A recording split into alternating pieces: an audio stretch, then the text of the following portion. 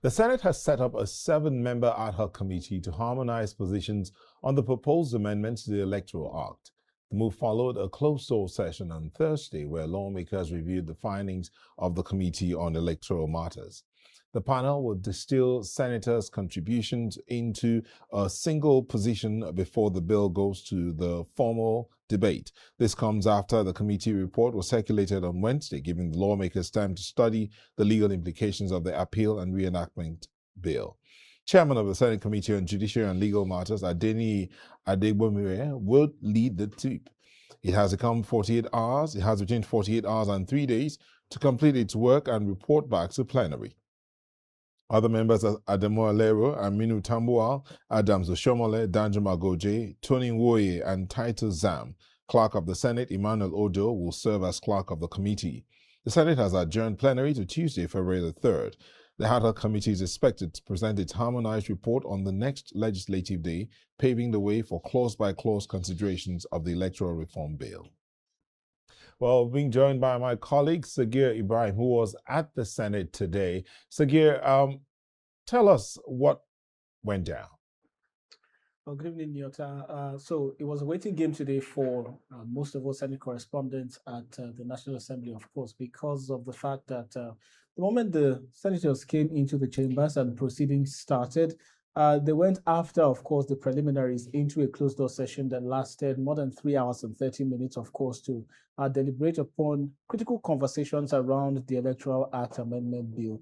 You recall that they were expected to deliberate upon the report meant to be submitted by the chairman of the committee, that's Senator Simon Lalong, but sadly, he wasn't on the floor of plenary on Wednesday. Today, we didn't cite him. I personally didn't cite him on the floor of plenary as well. But then they went into that closed-door session, which lasted for more than 3 hours and 30 minutes. And after that closed-door session, for another 10-15 minutes, the Senate President addressed, member of plenary and, of course, those of us who were observing plenary to mention that they are deliberated upon the matter. The sensitivity of the matter is something that they do not take lightly. And because of that, they would be, in his words, creating a small group, a small committee that would galvanize the position and, of course, distill the position of lawmakers into one document with a timeline of between 48 hours and 3 days. 3 days. That's 2 days and 3 days. And of course, to report these findings, the collated findings, to plenary on the next legislative day. Expectation, of course, is that when this is presented, they will then go ahead for the clause-by-clause review of the provisions of the report, and hopefully we'll see. So, if you can hear me, if you can hear me, I do know that the Senate President is a lawyer, so he understands his English and grammar very well. So distilling and aggregating, but one would have thought that the executive session, the closed-door session, which was what was promised in the last plenary day, was going to also focus or look at that matter of the situation in Sokoto, the bombing in Sokoto. I thought that was what he had promised at the last plenary. As a matter of fact, Nyota, we were expecting to hear some updates with regards to that matter. In fact, he had himself mentioned, on the last legislative day, that's Wednesday, that the point of order raised by Senator Ahmed Ningi, who had, of course, brought that to the fore, was noted, and he mentioned that that matter was also supposed to be deliberated today during a closed-door session itself. We're expecting that these were supposed to form the conversations that was going to be had, during that closed-door session, the Electoral Act Amendment, pari passu with this matter regarding the US airstrike on December 25th, being Christmas Day. But then they came out, and the update that we got in the less than 15 minutes of conversation address that he gave to us during the final hours of plenary today was just solely on the Electoral Act Amendment, with nothing mentioned particularly on the US airstrike and whether any deliberation has been made. The expectation now, of course, today is the last day of plenary in the week. Tuesday next week, the 3rd of February, is supposed to be the next legislative day. Our expectation is that maybe they would have this conversation again so that Nigerians, get the much needed update as regards to what really went down, because the matter is really, really, really a matter of concern, and not just to the lawmaker, but to many lawmakers who, of course, are angry at the fact that, the National Assembly is it's an arm of government, and it shouldn't have been, left aside and not informed about what went down. So just before I let you go, it appears this ad hoc committee was not the only ad hoc committee that was set up. There was another ad hoc committee that was set up to look at real projects.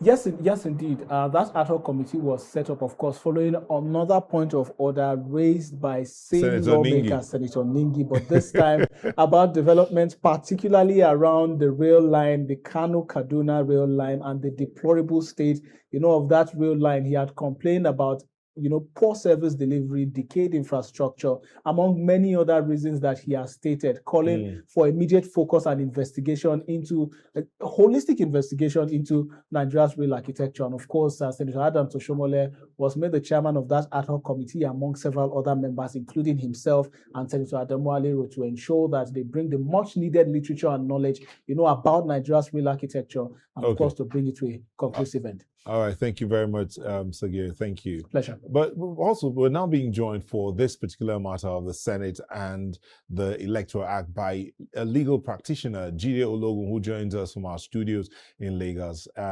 Thank you for joining us, Jide Ologun. Thank you very much. My pleasure. This matter of the Electoral Act, the Senate has set up an ad hoc committee when a lot of Nigerians were hoping that what we'll be hearing is a clause-by-clause debate today, and maybe we'll continue next week, and then eventually it will be passed so that we can get a new Electoral Act and get ready for the next elections, which is just less than, some will say less than 14 months away, the next elections. But what do you think about this seeming stalling tactics? Thank you very much for that wonderful question. I think it may be in the tradition of the National Assembly, particularly when it comes to electoral matter.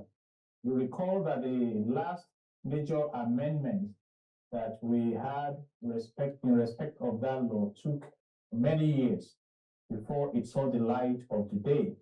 And from what we have read, even some of those in the committee, in the majority, are saying no to this electronic transmission of results. Why just one of them is conceding to it and one was not even present. So by and large, the politicians, and of course, for those who are in the National Assembly and generally, may want to look at how this will affect their political fortune at the expense of what we have in Section 4 of the Nigerian Constitution 1999 as amended, that states clearly that the National Assembly is mandated to make laws for the peace, orderliness, and good governance in Nigeria. Because if you look at the Section 52, subsection 3 of the Electoral Act, it's about this transmission, and then whether NCC should be the one or the latitude given to INEC. And some of us have argued that if you don't make these things mandatory, INEC will exercise that liberal approach. Use its discretion of managing the elections. Yeah. Like, with IT glitch and all those things. And so the laws must be firm enough. And I understand that now, again, the law is being amended to make these vote buyings and some electoral malpractices very, very unprofitable for those who want to embark on them. Because if you don't have such strict laws, politicians will continue to hijack the process to their own benefits. So why then do you think the lawmakers appear to be delaying on this? Is it that they've forgotten what the Constitution says, the mandate they have to enact laws for the peace and prosperity of the nation? But it looks as if they are doing it for themselves, no longer about the nation. I think it's about the macro environment we have in terms of governance in Nigeria. Don't forget that being in the political circle has become more like a highly profitable business. And so they also want to evaluate that these laws we are making, how will it affect us, either negatively or positively? Look at a particular clause in the amended Electoral Act that stipulates that if you want to come and be actively involved during the primaries, you must concede your political appointment. Yeah. And that is what some of the politicians out of office, in the person of Dr. Chris Ngige and Amechi, who had to leave office to come and contest during the primaries. So such are the laws that affect them. So we have not come to the point where the national interest overrides the personal interest of the politicians, and that may be some of the issues responsible for the delay and not giving a zealous approach. Recall again, at the time, somebody came up with an attempt to push a bill that all eligible voters must vote in Nigeria, but we kicked back to ask the question. If you are telling us it happens in Australia and Germany and some other places around the world, like about 20 countries, is it the same conditions offered the citizens there that we have in Nigeria? If we have apathy in Nigeria, address the background reasons for the apathy and not to compel people to vote. You must generate that environment of patriotism.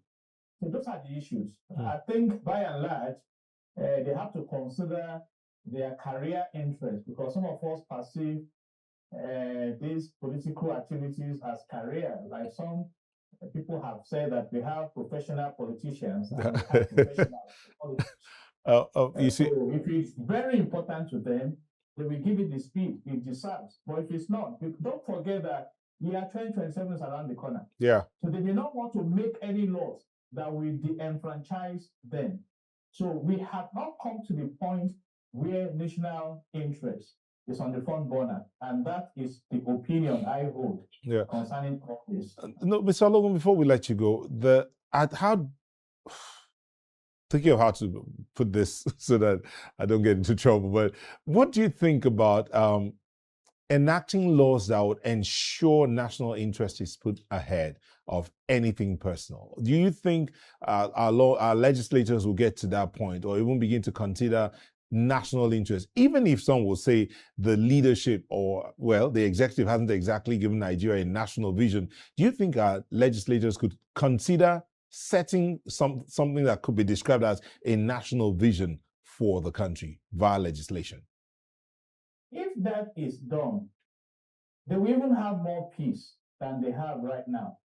Why will a deputy prime minister resign in the UK for filing stamp duties lower than what she could have filed on a property she purchased? Because there is no difference, so to speak, between you as a parliamentarian and the citizen of the UK. The basic amenities are there for everyone to enjoy. You saw what happened to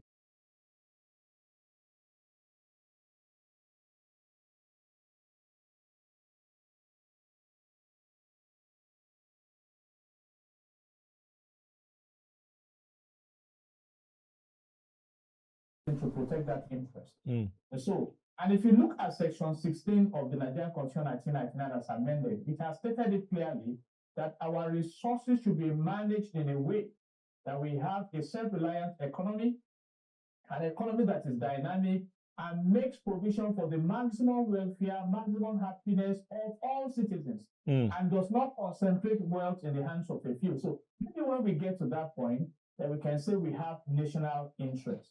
But for now, we don't have it. I use the democracy of Switzerland as an example.